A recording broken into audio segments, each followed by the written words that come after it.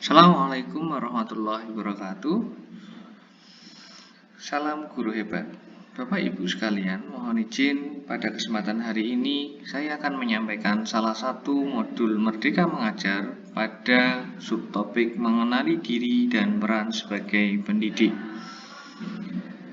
Bapak Ibu guru sekalian, dulu kita telah berpikir, dulu kita telah memutuskan bahwa kita adalah mengambil profesi yang hebat ini, kemudian kita telah memutuskan untuk menjadi bagian dari profesi guru. Apa yang kita pikirkan ketika dulu kita memutuskan untuk menjadi guru, Bapak Ibu guru semuanya? Mengapa kita mengambil keputusan untuk menjadi guru? Tentunya jawaban itu ada pada diri kita semua. Kenapa kita memilih profesi hebat ini?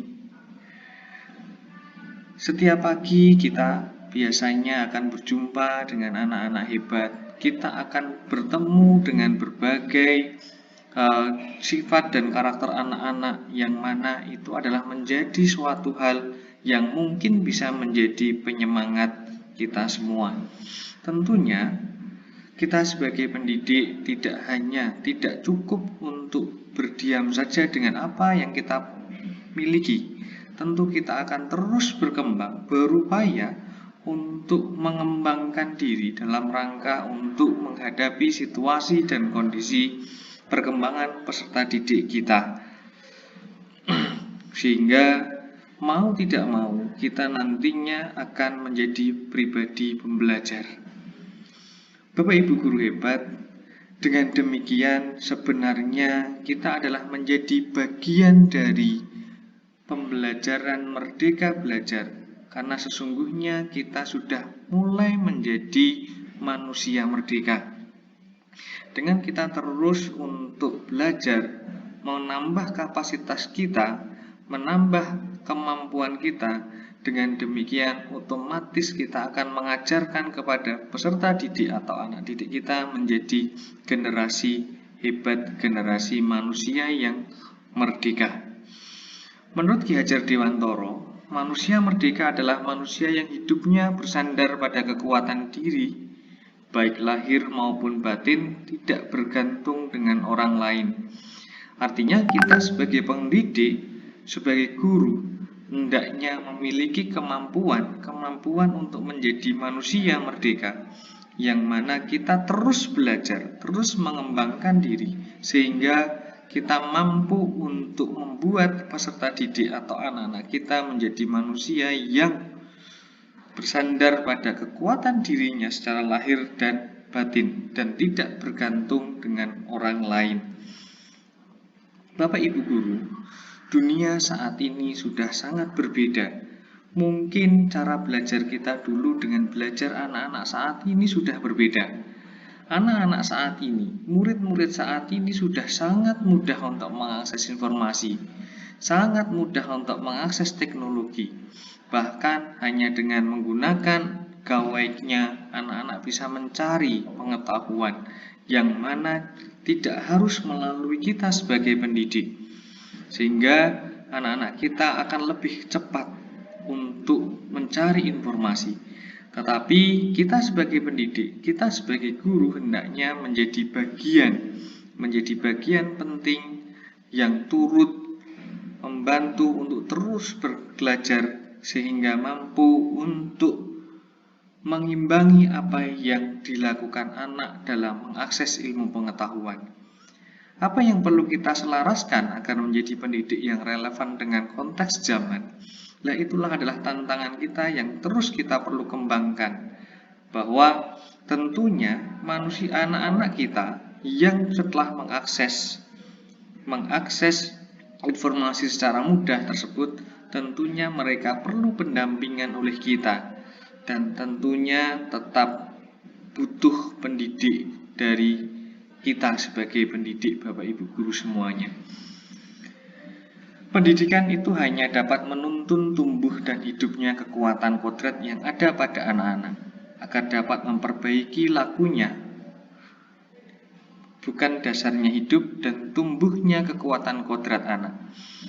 Peran pendidik dalam konteks ini yang relevan dengan konteks zaman adalah bagaimana kita menuntun tumbuh dan hidupnya kekuatan kodrat yang ada pada diri anak, sehingga nantinya anak-anak mampu memperbaiki lakunya dan tumbuh sesuai dengan kodrat anak, sesuai dengan hidupnya.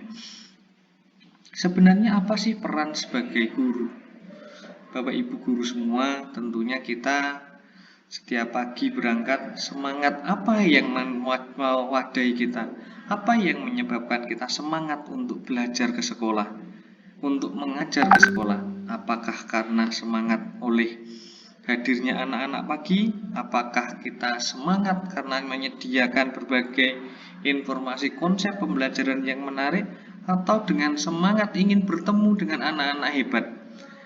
Dan tentunya semua itu adalah peran kita.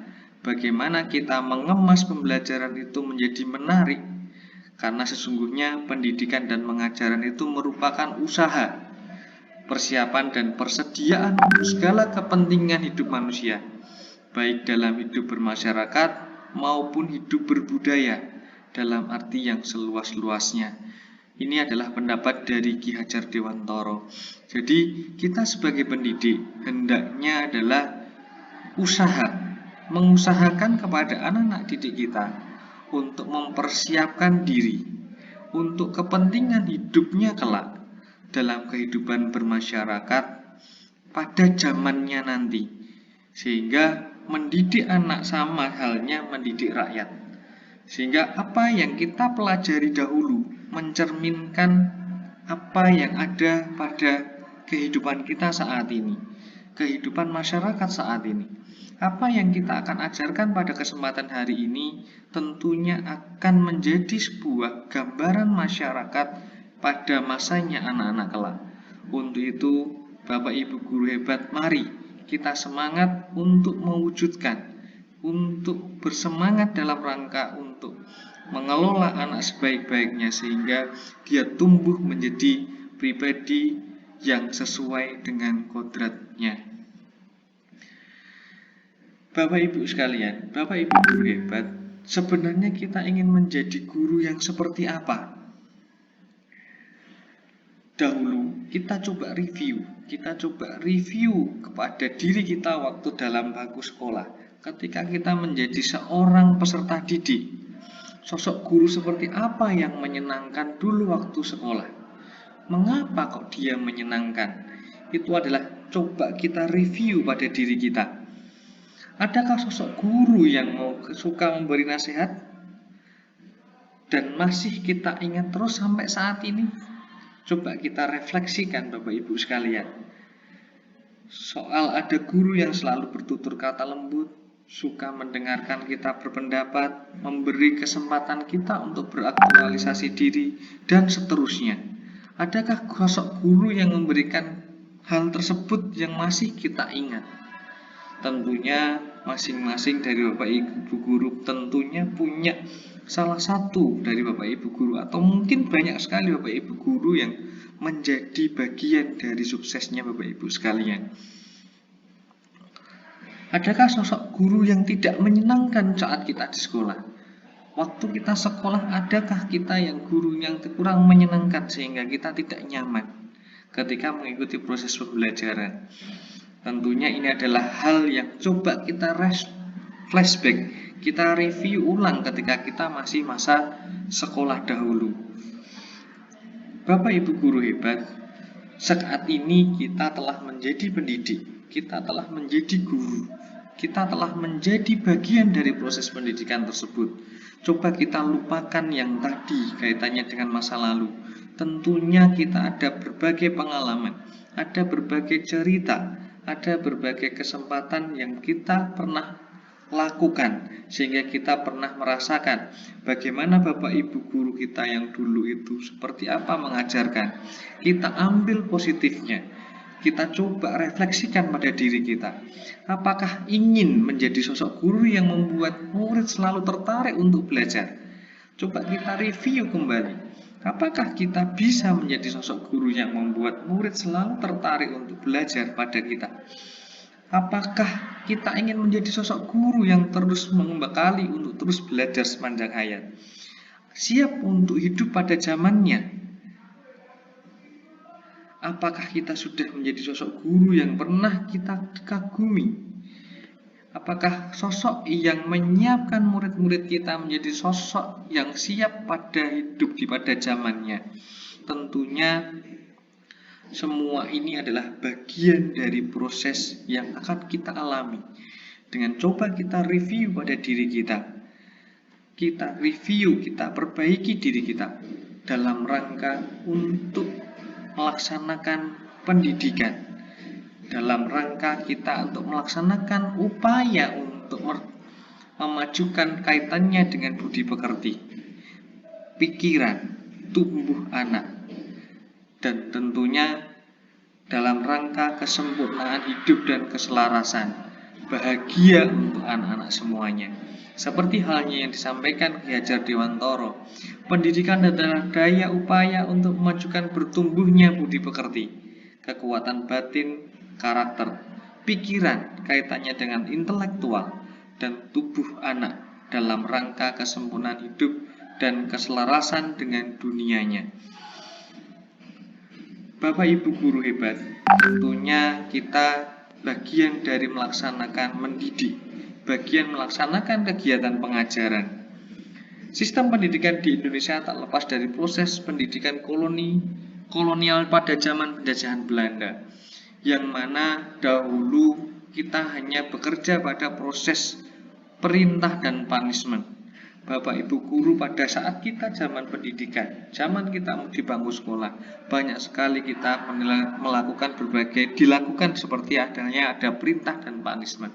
Kita hanya fokus penghargaan hanya pada level kognitif saja, artinya penghargaan pada kognisi saja, prestasi belajar yang sifatnya kognisi tanpa adanya proses kaitannya dengan karsa, rasa, dan seterusnya. Murid hanya fokus pada kognisi, kaitannya dengan psikomotor, kemudian kaitannya dengan afeksi tidak begitu dikembangkan.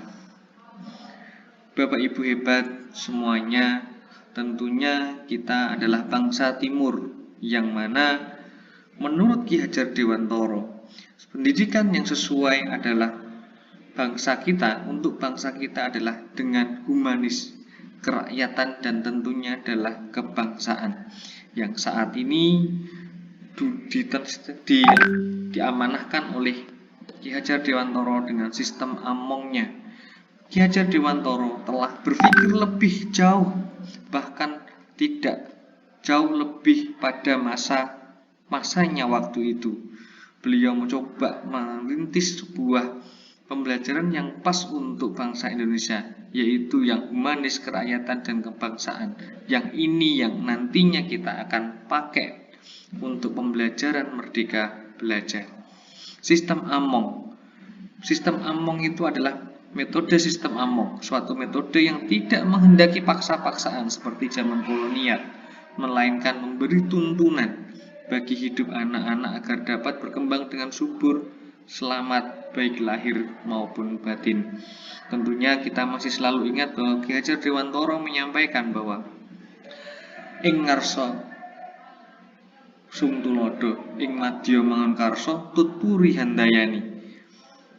Bapak Ibu sekalian, dalam hal pendidikan tentunya kita harus melaksanakan pendidikan yang menyeluruh, terpenuhinya keseimbangan kebutuhan lahir dan batin. Dalam rangka untuk memenuhi keseimbangan kebutuhan lahir dan batin, maka perlu dikembangkan kaitannya dengan pendidikan budi pekerti. Ki Hajar Dewantoro mengelompokkan kaitannya dengan pendidikan budi pekerti ini menjadi 4 bagian. Olah rasa, pembentukan karakter, olah karsa, kaitannya dengan pengelolaan kemauan, olah raga, dan olah cipta dalam rangka untuk mengatur pikiran. Demikian kami sampaikan kaitannya dengan refleksi bahwa kita sebagai pendidik, kita kembali mengenal diri kita, peran kita sebagai pendidik.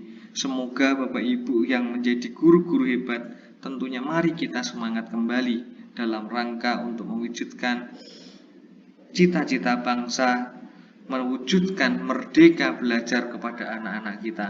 Salam guru hebat. Wassalamualaikum warahmatullahi wabarakatuh.